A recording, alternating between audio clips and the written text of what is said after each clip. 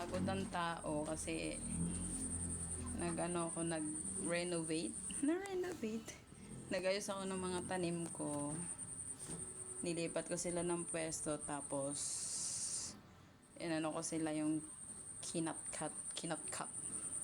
Yung inano ko sila kasi para tumubo ulit sila ng maayos. So tingnan niyo. Oh, di ba? Maayos na ulit yung forma nila. Kung hindi pa ako tapos dyan, gagawin pa ako. Kasi gagawin ko sila ng parang bubong dyan. Kasi para pag nagsampa yung kapitbahay namin ng mga ano nila, higaan nila, hindi natatamaan yung ano. Kasi tinan nyo yung tanlad ko.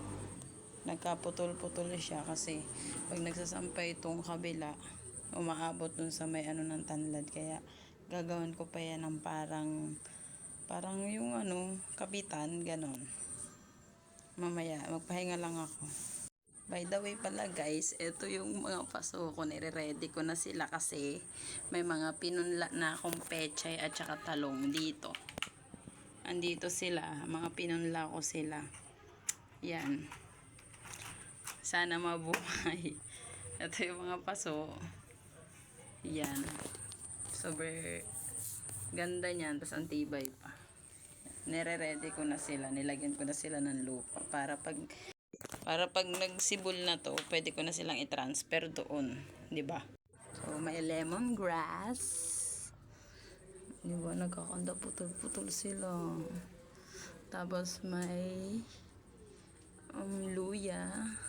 Yung luya ko, dalawa maliit pa. Tapos to malaki. Yung kamatis ko guys, nag-uumpisa na silang magbulaklak. Ayan o. Kita nyo ba? Yan. Yan. Tapos yung sili ko, ang tataba. In fairness. Tapos ito yung mga inano ko. So mabubuhay naman yan kasi mabilis lang naman mabuhay yan. Yun lang. Tapos may kalamansi ako dito. Maliit pa. Cute. Tapos meron pala akong sibuyas dito guys. Ito. Yun yung sibuyas. 2 puno yan. Diba? Nilagay ko na sila dyan. So yun lang.